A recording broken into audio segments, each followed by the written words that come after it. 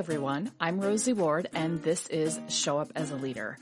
I think you're going to get so much out of today's episode. I was honored to speak with the amazing, incredible Safwan Shah. If you're not familiar with him, he is founder and CEO of a company called Paycheck. They are a certified B Corp and are really all about bringing security, dignity, and financial wellness to low-income workers. Safwan has an incredible background. He's actually an engineer by training, and he's a serial entrepreneur. And he's built his career around harnessing the power of technology to create a more equitable society. And he has unlocked this concept of time as it comes to how we receive our paychecks. And there's just so much in that and things that I never knew until I read his book. And we had such an incredible conversation. And as successful as he is, he's so humble and shares his own self-doubts, his own self-limiting narrative. And I think you're going to have your eyes opened and get a lot out of this episode and walk away with some helpful nuggets and thinking about things a little bit differently. All right. Well, Safwan, thank you for being here. It is so nice to spend time with you. We've been orbiting each other as Conscious Capitalism Press founding authors, but this is the first time we've actually sat down to talk. So I'm super excited to be with you this afternoon. Well, thank you very much. Excited to be here. You're welcome. You're welcome. So, I learned about you obviously through Conscious Capitalism Press. And I remember that Corey Blake sent an early copy of your book and said, "Hey, can you read early chapters?" I was like, "Oh my gosh, this is fantastic." And what a great background. So I was really struck that you have a totally different background than what you're doing, it seems like, which we'll get into in a minute. And you said your background's actually in electrical engineering, yet you ended up working on like Hollywood movies. So can you just share a little bit about like your background? Because I think it's fascinating. So I always thank you for making my background interesting. But so by training, I'm an engineer. So I'm a regular engineer. Electrical engineering was my bachelor's. And when I came for graduate school to the US, I went for a master's in electrical engineering. And then I did a PhD in aerospace engineering. And the reason I did a master's and a PhD was because that's where I got admission. So I did that. And in aerospace engineering, that's where the funding was. So I did aerospace engineering. So perhaps you'd say that, didn't I have a choice? I don't know if I ever thought of it that way.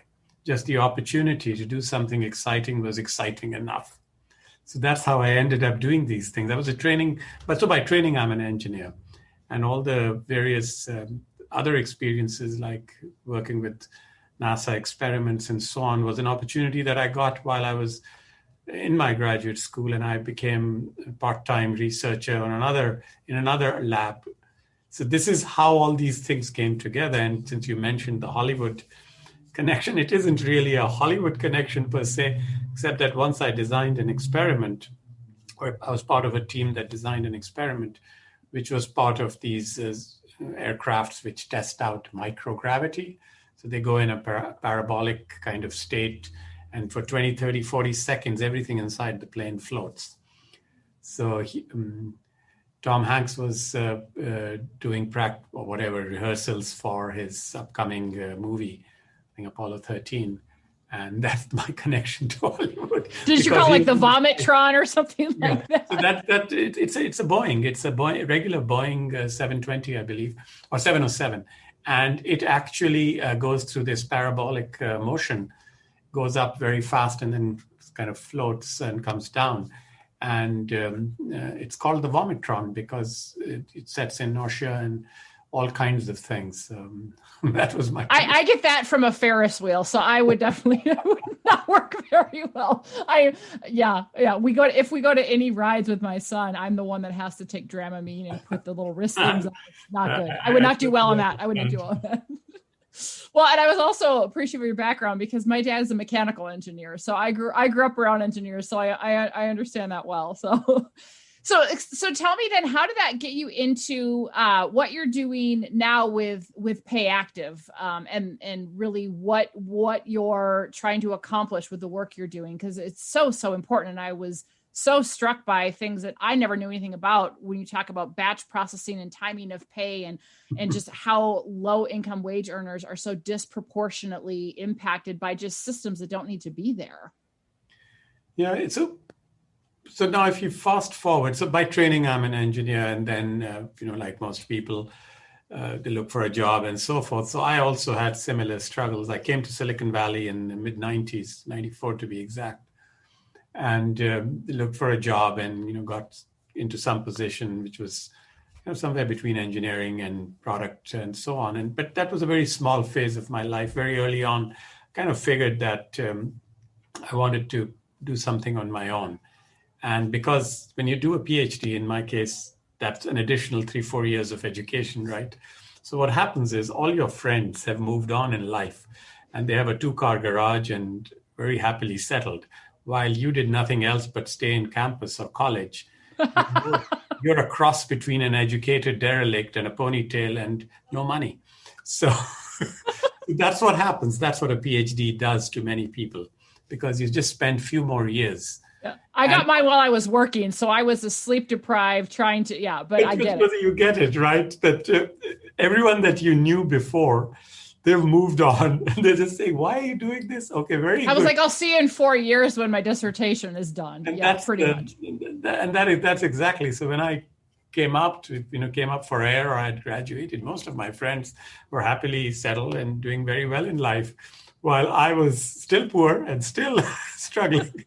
And so in that, so anyway, suffice to say, I was in Silicon Valley, so there are opportunities and so on. And I became an entrepreneur by accidentally, is what I'd like to say. And the idea of Pay Active didn't start then. It was, whatever I could at that time to make a success.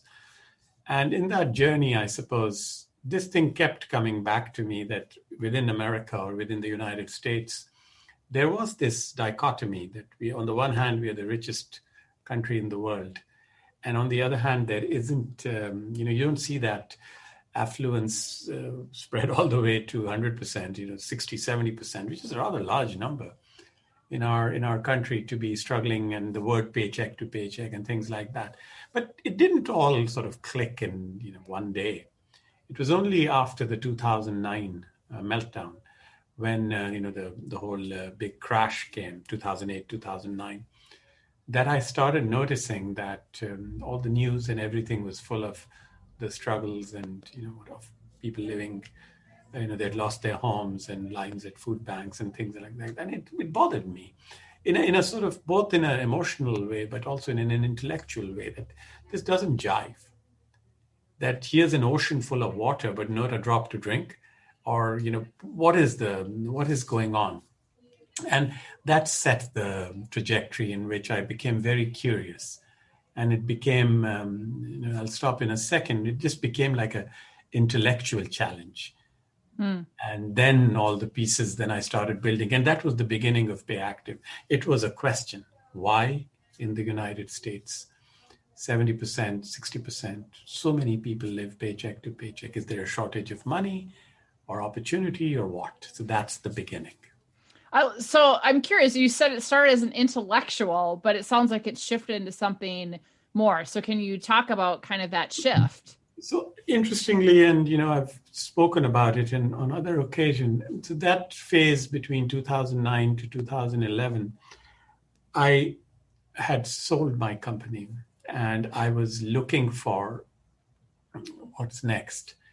And I was I wouldn't say I was confused, but I was kind of hunting for something which would make me kind of literally leap out of bed with joy that this is what I'm going to do today. And that hunt was going on, and I was constantly looking for things. And this whole intellectual exercise started because I think it was 2010 or almost 10 years ago, when I asked this question of somebody, that why do people wait 2 weeks to get paid? And also during that time, I remembered an incident, which recently I did a TED talk and I narrated that incident. That when I was, my first job was as on a production line, and I was an engineer, but I was learning how to operate this line. So I was actually sitting on the line and working. And I remember one of the employees that was there had gone to ask the manager if she could get an advance on her salary. And the manager said, no, you can't. I'm not a lender. But she said, but I've already earned these 7 days that I'm asking you for, and I have an emergency. And she had a comment, or a statement, which I can never forget, which is, but they do owe me the money. And that thing, I didn't know it was there at the back of my mind, that I had seen this incident once in my life where somebody had asked somebody for money they'd already earned and they had been told. And I kind of put that in the book as well. But over the years, that thing had been there. So when I started I was still looking for 20 years, I was looking for this answer. Why do people wait 2 weeks to get paid? And I got the space in the 2010, 2011 timeframe to actually dig deeper and ask the question, why? Because I felt that there was an opportunity to unlock that money.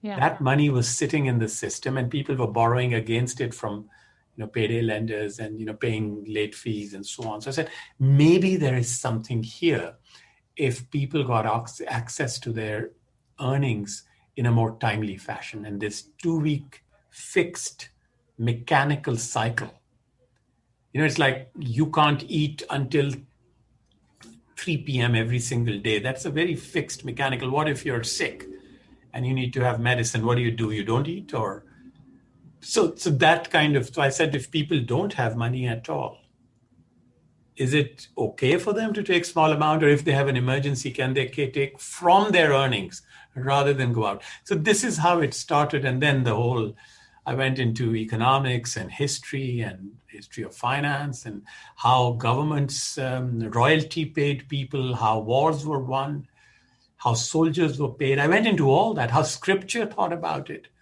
how Moses talked about it in Deuteronomy 24:15, how every religion looked at it. So this is how it became an intellectual exercise. Well, and it's fascinating because you think about it, it's just, you work and you get paid. And even some places they might get paid weekly, like temp agencies and stuff, but it's still for like the previous week, like they're not paid current. And I was so struck by, when you look at the stats, I think it's probably worse now, but in your book, you talk about 90 million people living paycheck to paycheck, and that most people couldn't even survive like a $400 emergency. And right. So you have all these payday lenders that you talk about, you call them predators, that are really, people who can least afford it. But when they have a financial emergency, they have no other recourse. And it never dawned on me. And I'm guessing that a lot of people, if they haven't read your book who are listening to this, it never dawned on them that waiting 2 weeks to get paid, like, it doesn't have to be that way, and why it came to be. So can you talk a little bit about this whole nature of time and the batch processing, and then really kind of how you see it being more predatory, and then really what you found as a solution? Because I just think it's fascinating. So I'll give you an example.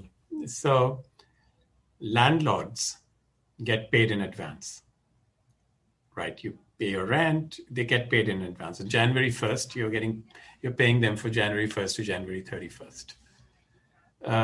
Vendors, people who supply products to us, either get paid upon delivery, or there are terms set that the price will be slightly higher if you pay us 30 days later.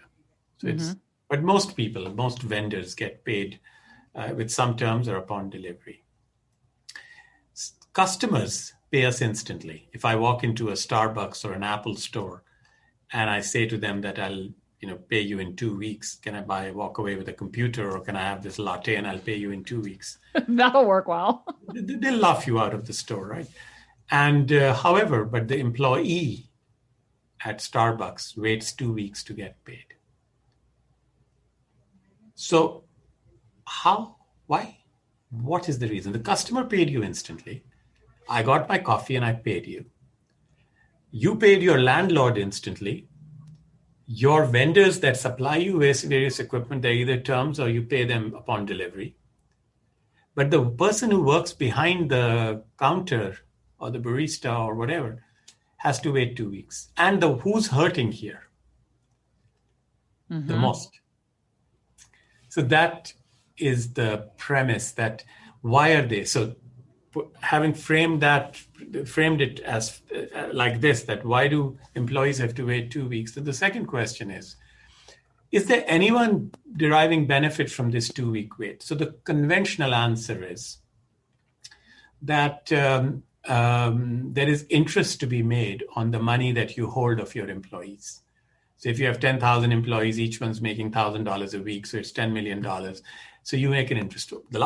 Most interest rates in a 1 month period are not as big as you'd think. So then it's just a myth. Mm-hmm. It was things like this which I kind of thought and said that, let me ask one more question.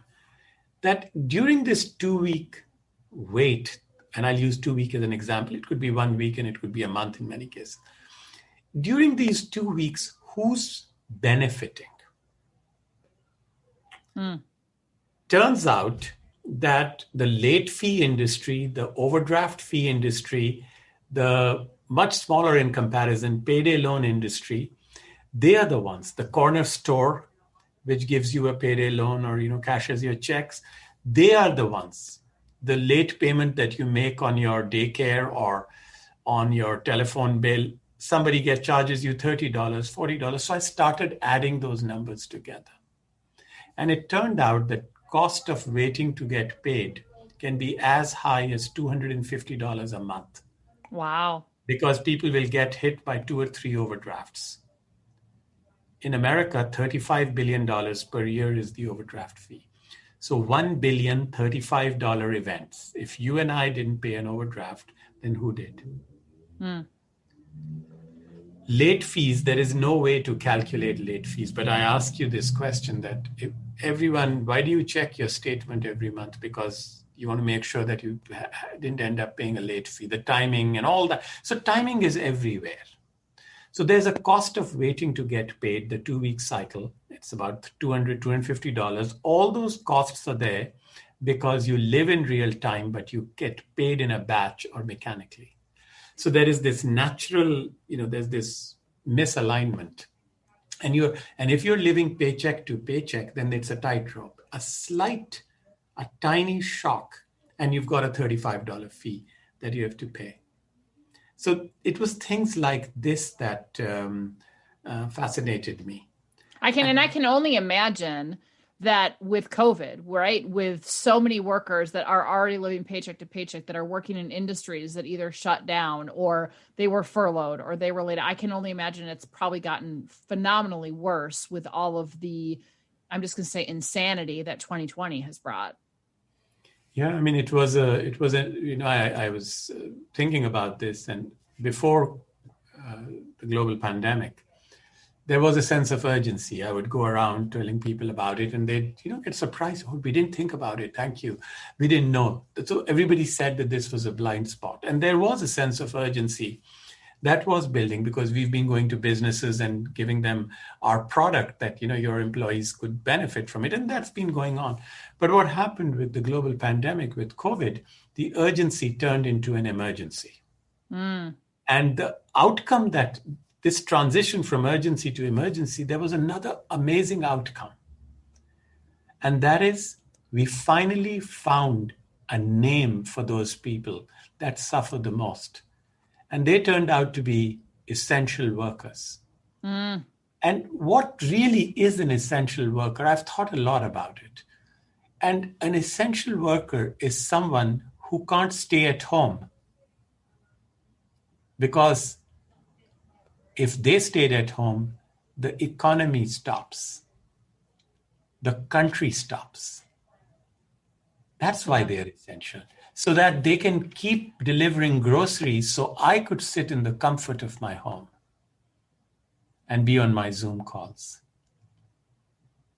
So there is an irony to this. The urgency becomes an emergency, and we find a name finally for those people who actually, they are the ones who create this economy, but they don't enjoy they can't participate in it. Yeah. I mean, it's ironic. It is ironic. Well, and there's a great quote in your book that's just short and simple, but you say, perhaps without even realizing, many employers are squeezing the humanity out of their workers. And our whole purpose is to rehumanize the workplace. So I'm curious, when you talk about it going from urgency to emergency and this whole waiting 2 weeks to get paid, which is just kind of deeply rooted systems. I can just see people, this is the way we've always done it. That's just how you do it, right? And then you've got this industry that just is predatory, that creeps up. What is the remedy that you found, or what can businesses do about it? Or maybe if someone who's listening, they're not a business owner, but they could bring this forward and say, oh my gosh, this could help us as essential workers. This could help us that are low wage earners or paycheck to paycheck. Cause that's really who you're trying to support, right? Is trying to kind of lift up that group of people. So talk a little bit about how you've remedied this timing issue. Yeah. So first of all, you have to recognize that there is a problem, which we've done. We were in denial before. Now there's recognition that there is this massive 70%, whatever, 100 million people in the US who live paycheck to paycheck. So now it arrives. So the way I framed it in my head, and I let's call it an additional intellectual exercise, I said there are three things that you can, three variables, three things that you can change when it comes to payroll. One is, as a government, it is the level of salary, how much you're paid. The second is the structure of salary, how you're paid, whether it's commissions, whether it's through tax benefits and so on. So the first one is how much you're paid, which is level of salary. Second is how you're paid, which is structure of salary. The level of salary is a government issue, right? You have to go on the ballot to say people need to be paid more or less, whatever. That's a minimum wage, whatever, that debate. Not for an engineer to get into. I mean, I can have opinions, but I can't do much about that. The second one is the structure of salary, which is also legislative and policy and whatever, that what taxes on which level, and taxes should be progressive and regressive and all. Not for me to solve. But I realized that there was one other variable that the world had missed for thousands of years. And that is when you're paid, or timing of pay. So that's how time comes into it. When I became fascinated about it, it's about time. That's why the book was called It's About Time. There's a double entendre there.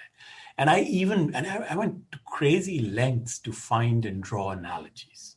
Like I even connected it with Newton. And I actually, later on, it turned out to be a good and an accurate connection. So Newton was a mathematician, right? A physicist.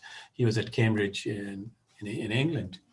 And he figured out there's a little bit of engineering term, that the rate of change of something is velocity, right? The rate of change of distance is velocity. You have to drive 20 miles. You can get those 20 miles in 5 minutes if you drive at a certain speed. So rate of change of distance is velocity. And rate of change of velocity is acceleration.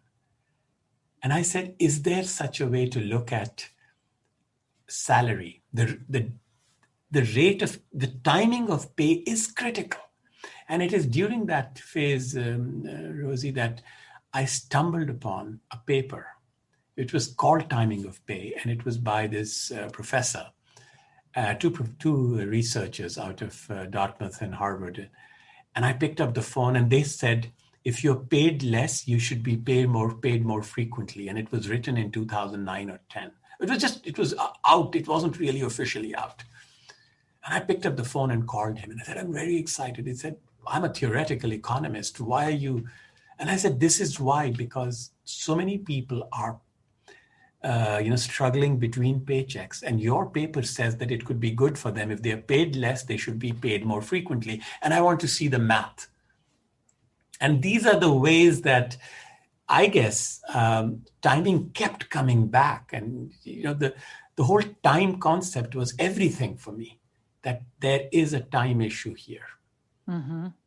And one other conversation that I had, which was eye-opening for me, I was sitting with my team, and we were designing a savings product. And how do you get somebody who's making $12, $15 an hour to kind of buy into this notion that they can save money? Because it's hard, right? When you make so little, you say, save 10%. So I said, I make $500 a week. You want me to save $50? And it's not going to work that way. So how do you do it? So I asked everyone around me in the office, and I said, how much do you get paid every day? And nobody could answer the question. And you try this thought experiment. Salaried people, go and ask them, how do you make per day? They don't know the answer.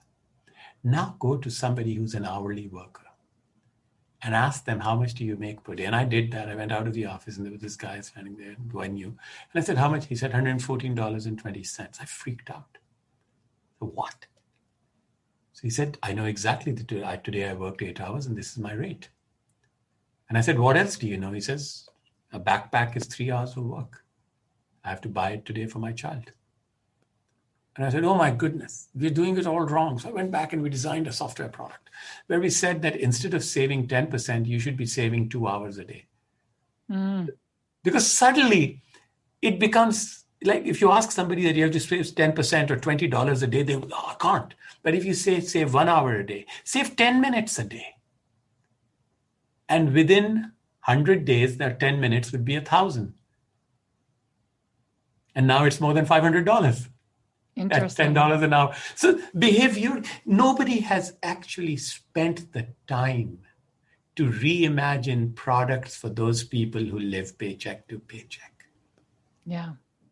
I love that. And it is such a huge issue. And I think about what 2020 has brought, that so many, not everybody, but so many people who are paycheck to paycheck are in that essential worker category, right? And so it does bring it to light at a different level. And I'm curious because there's two things that I'm hearing, which I want you to expand on. One is it's the solving for this timing issue of pay, but it also sounds like there's an education, right? That people who don't think that they can afford it, that don't have the money if emergency comes, that are paycheck to paycheck, how, like, it doesn't seem like it would even be on the radar. Like, how could I save something when I know down to the penny what something costs and I'm, scrambling. So how do you solve for people? It's really about their financial well-being, right? And helping people kind of, I mean, this might be overextending, but it's really kind of helping lift them up out of poverty a little bit, or help them be more on solid footing so that they're not subject to these predators of the payday loans and the late fees and whatnot that are out there just waiting for them to mess up. You raise an amazing point. And I also, in the last few years, have been completely consumed by thinking about this particular problem. So there is this category called financial wellness. And how was this category created? It was created by banks and other agencies to improve the lives of, give people, banks say financial wellness. Morgan Stanley would say that, big banks that use our products, the retirement products, insurance products, and annuities. So it's a word which ties with financial wellness. If you look at it, you have to have some basic financial status to actually think of financial wellness. However, we have taken the same products and we are trying to apply them to people making $1,000 every 2 weeks or living at $25,000, $30,000, $35,000 a year. It doesn't work that way. Their struggle is not for financial wellness. It is for a livelihood. And I say that there is this huge actually gap, but people don't get people in America don't say that there's an issue of livelihood because we believe all livelihood needs are met. And we don't want to think that there are people struggling for livelihood. What is livelihood? It's food, fuel. You have to put fuel in your car every month. Auto, to own a car. Shelter, to have a home. Insurance could be health. Now, if we look at these 4 or 5 different things, do you think we have solved all these? Food, oh, heck no. Food, fuel, shelter, auto, insurance. Right. So financial wellness starts when all livelihood needs are met in any civilized society. Yeah. And I question that. So how does that fit into all this? I think there is a struggle for getting basic livelihood issues resolved. And that's where I think we are still dealing with millions of people. For them, surviving is the first goal. Thriving is not even in their mind yet. They just need to survive. Yeah.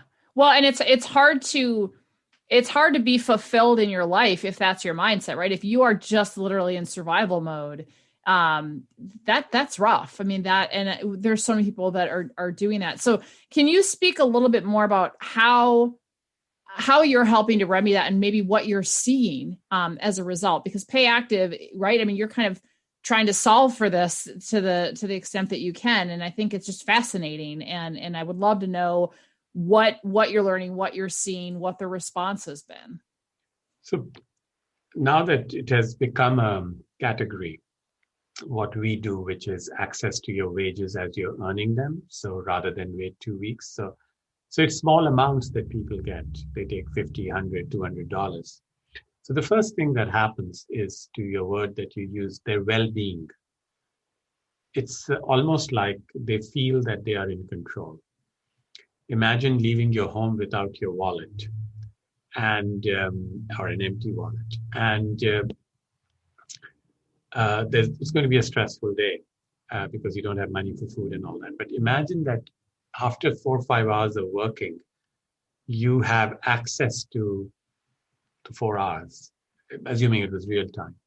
That is pretty different, right? So it immediately creates a sense of control. It builds confidence that if needed, I have the money. It's like you can breathe. It's like a weight off your shoulders. Now you do. It's almost like I often use this example that if your refrigerator was full of, every shelf had food in it, would you eat all day long?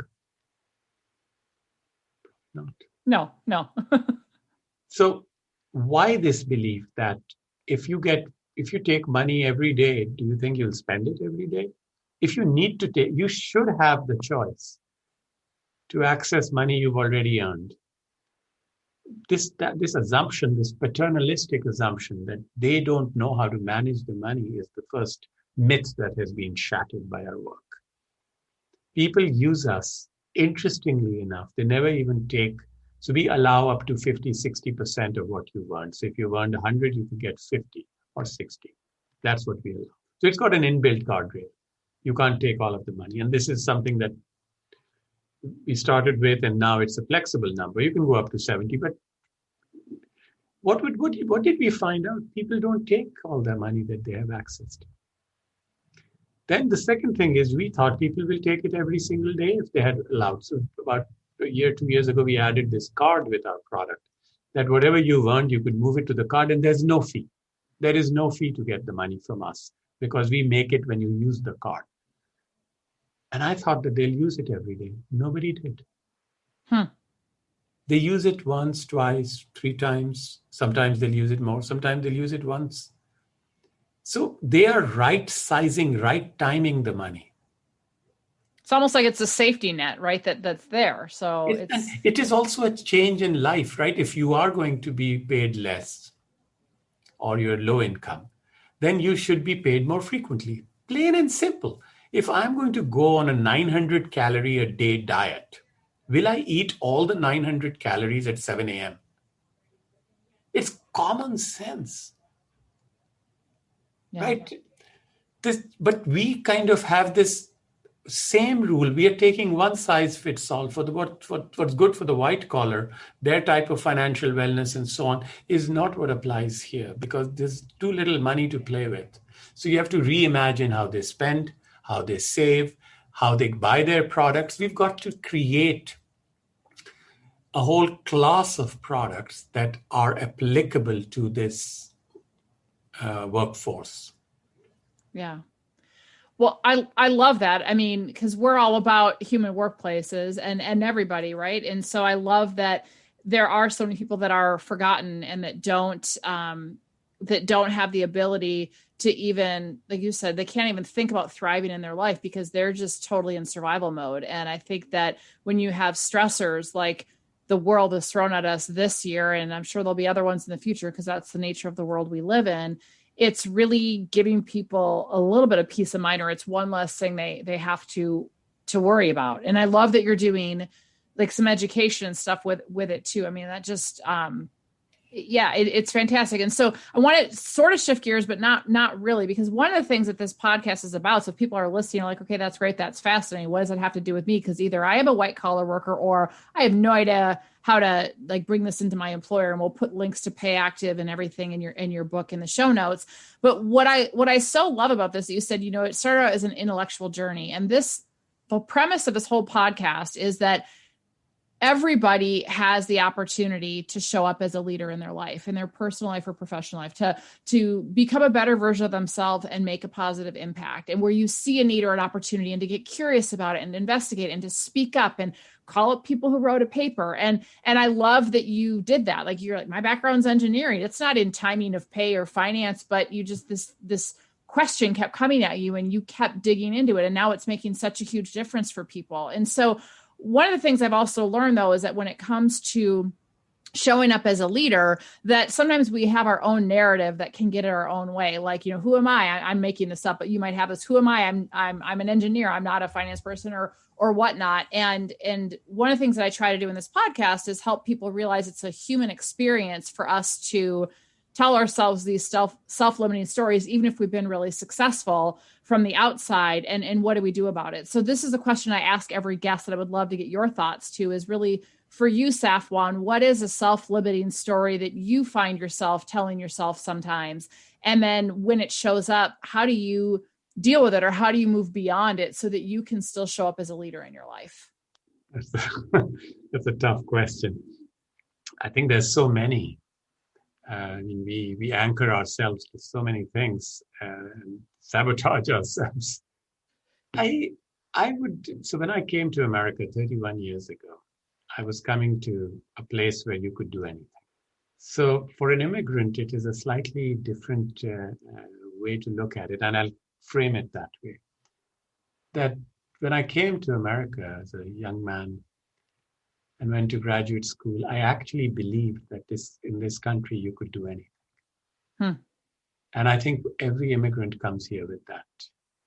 And I was I guess, my first generation. My kids will be second generation in that sense. So that's the first barrier that I broke. The second barrier that I broke, and I wrote it in the book, and I learned it from others here, that you don't have to do anything. You choose what you do. It was such a fascinating experience. And I've talked about it somewhere else, that I became an engineer because my dad told me to become an engineer. And I didn't know if I liked it or not. I went into aerospace because I loved the professor that was there. And he was just the coolest person. And I said, I want to work with him and I'll be his devotee for the rest of my life. I mean, that was the simplicity, I think, now. So I think the first phase is, being in America, there should be no self-limiting thing. The second thing is, I go through the usual stuff. I feel like an imposter. I feel that everyone else is smarter than me. I feel that everyone else knows better than me. I feel that there could be a better person to replace me in my job. So I go through all of them. I have to fight them every single day. Yeah. And so when those show up and you fight them, what do you do? Like, how do you move beyond that when those show up? Work harder, lean on others, ask questions, say that I don't know. I don't think the world judges you when you say, I really don't know the answer. Can we work together? So I have, I think, been very lucky that I have this inner belief that people are ready to help you if they know how. That people are inherently good, but you have to tell them what your problem is if you don't tell them. Well, I love that, because I do think when anyone who sits and tries to pretend that they have it all together or have all the answers, that's actually off-putting, right? And when we are human and we say, hey, I want to learn, or I don't know the answer, or I need help, the natural response usually is not judgment. The natural response is empathy, right? And it's connection. But yet so often we have this narrative of, oh, I'm going to look weak, or I'm going to look less than, or people are going to think less of me if I do that.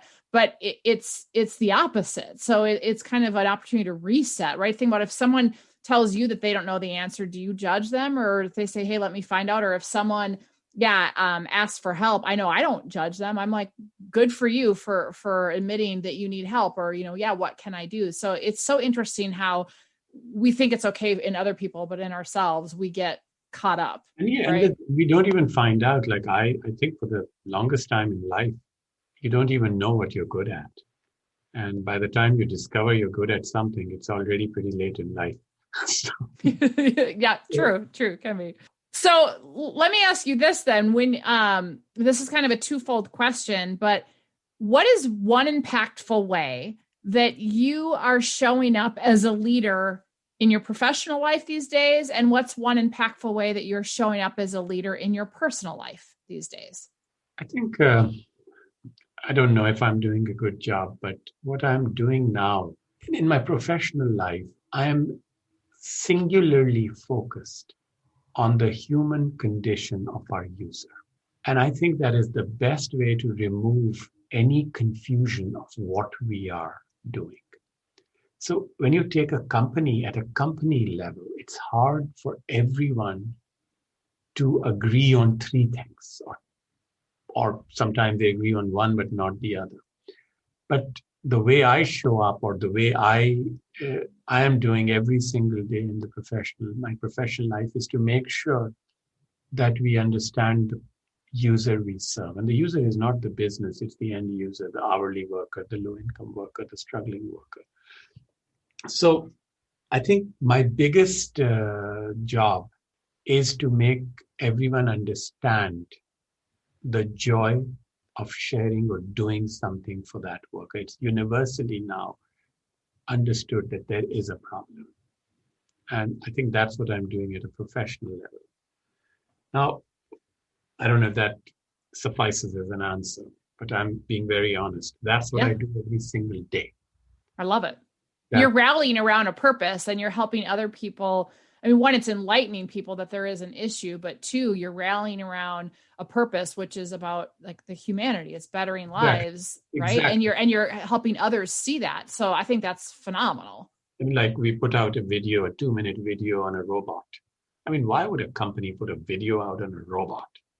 Because it's called We Heard You. And, so all these things are, I believe that if we know the challenges of our end user, because we are not any technology company, right? We are not even, you can measure the impact of what we do in smiles, in joy, in calmness, right? I don't want to be disparaging, but I could live my life without going to Google for the next month. I swear to God I could.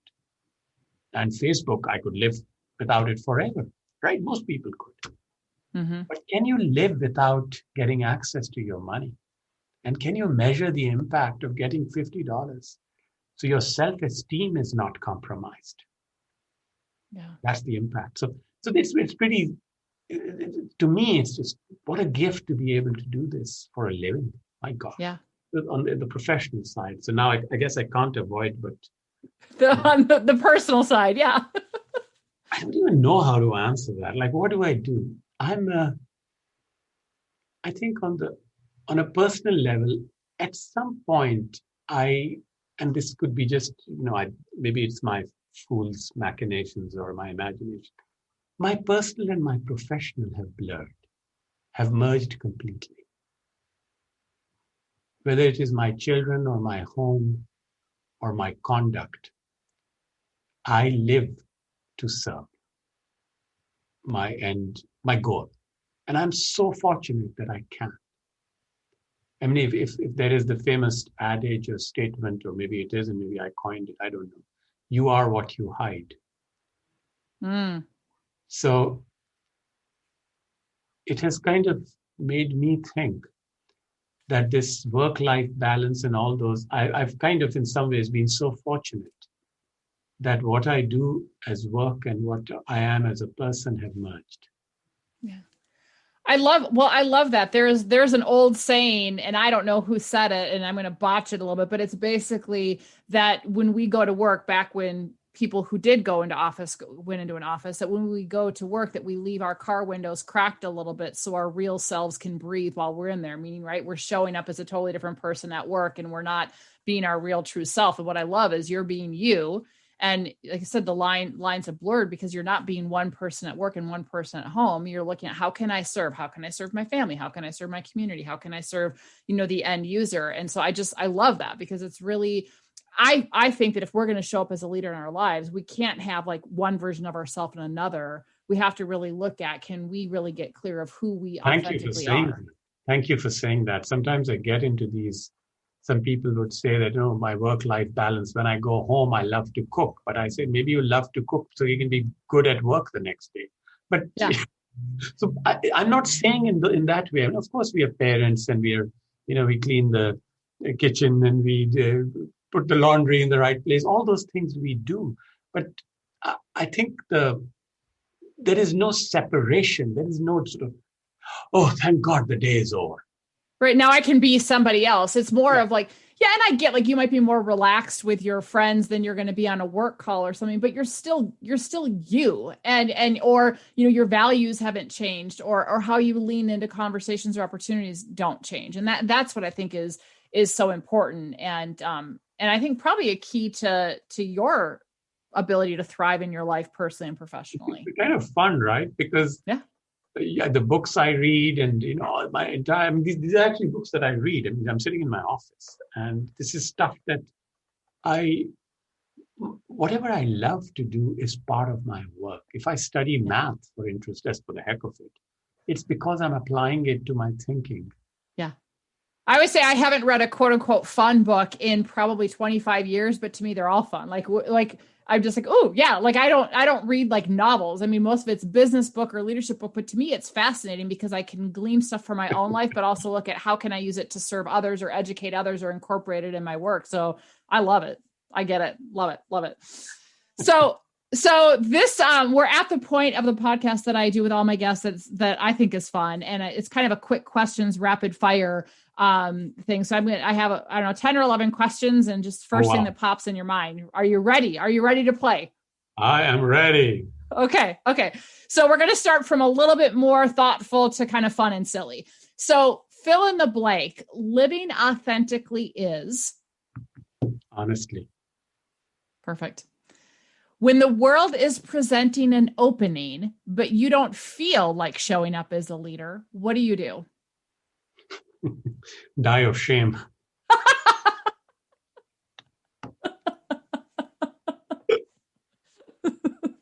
You hide in a shame spiral? Yes.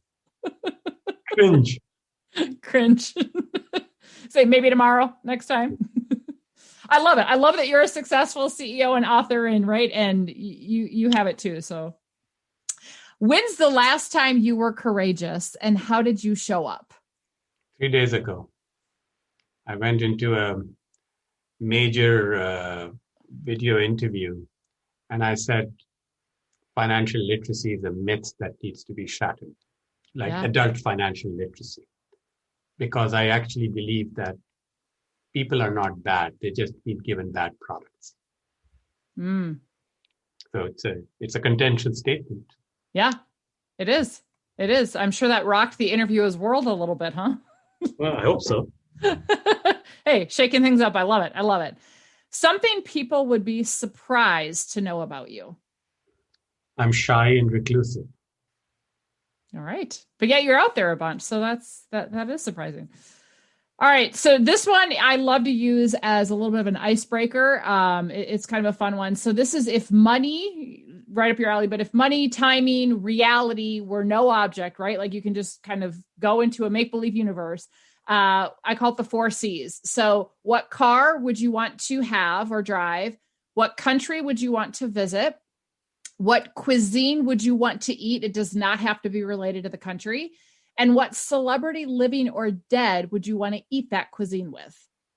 So we'll start with the first C, car. So I have the ability to have any car in the world. So I'm now I would probably not even live on this planet. I'll take a rocket ship and go to Mars. But, I love it. You're going to have a rocket ship. That's fantastic. I keep my current car. I drive a Tesla. I've driven one for 7 years. I keep driving it. Nice. Very nice. Besides Mars, maybe it is Mars, what country would you visit?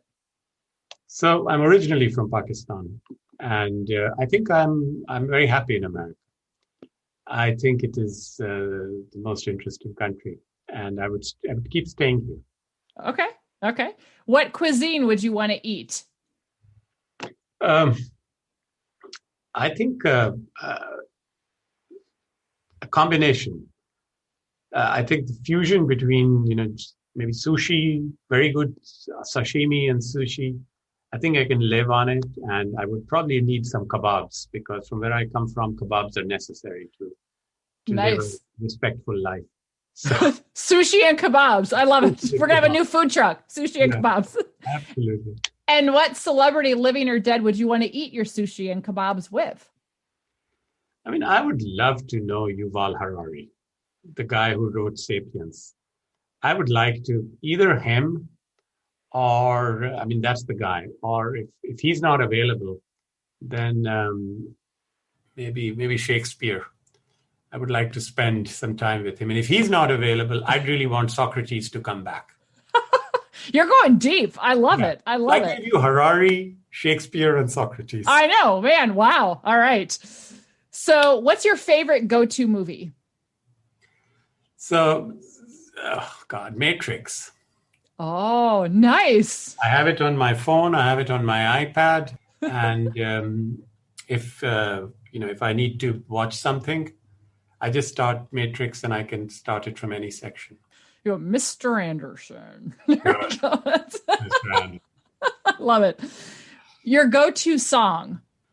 So I'm a Meatloaf fan and a Pink Floyd fan. So I can listen to anything by Meatloaf or Pink Floyd. So mostly more Pink Floyd. I have a lot of Queens, but now they've become too pop for me, for everybody. Because everybody's on the bandwagon now since the movie, right? Love it. Good. Pink Floyd's good. Meatloaf good. All right. Your signature dance move? Close my eyes and jump like crazy. I love it. That's fantastic. In another life, your job or career would be what? I would be a lawyer, I think. I wanted to be a lawyer. Any particular kind? I just like the idea of hitting a wall and climbing it. And I love the way lawyers solve problems. I find them to be the most interesting people. I mean, they don't... the movie lawyer is very different from the real world lawyer. Right. But the movie lawyer is somebody so fascinating for me. Nice. I love it. I have a sister who's a lawyer, and some friends who are. So what's something you can't live without? Books. And I could see your pile of books behind you. I'm still I have a whole pile of books too. I can't get into the electronic. I need to physically touch and highlight and tab. And I've embraced electronic. And have you? And my cost has doubled, because then I also ordered, when I like a book, then I order it. So you have both versions. That's fantastic. Something in your ordinary daily life that makes your heart happy? My work. Totally get that from you. Totally get that. Yeah. And last but not least, what are you grateful for right now? My work. What a privilege. I'm grateful to my work. I'm grateful to, in some ways, to America, where I, in some ways, as we go through these complex times, I'm grateful to what we have and what I do, and to be able to do it. And I just find it fascinating. I don't think I could do this in any other country. That's awesome. Well, I want to thank you for the work you're doing, that you are filling a need and a niche for people who need it. In the work we do, we talk about the social determinants of health and really talk about disparities. And so I just so admire what you're doing, and we'll have links in the show notes, and just you as a person. It's just been really, really wonderful to chat with you. And I just thank you for your authenticity and your presence and for all that you're doing. Thank you. Thank you so much for listening to Show Up as a Leader. If you haven't yet subscribed, you can find us on Apple Podcasts, Spotify, or anywhere else you get your podcasts. I'm Rosie Ward, and you can find me online at drrosieward.com, where you'll be able to sign up for my newsletter, check out the books I'm reading, and hear from the people I'm talking to. You can also get more information on what I'm up to professionally, including my coaching and speaking services. You can also find me on LinkedIn at rward, Facebook and Instagram at Dr. Rosie Ward, or email me at rosie@drrosieward.com. And I just want to remind you to remember that you have the choice every day to show up as a leader. So choose courage over comfort, embrace your humanity, and never, ever dull your sparkle. Take care, everyone.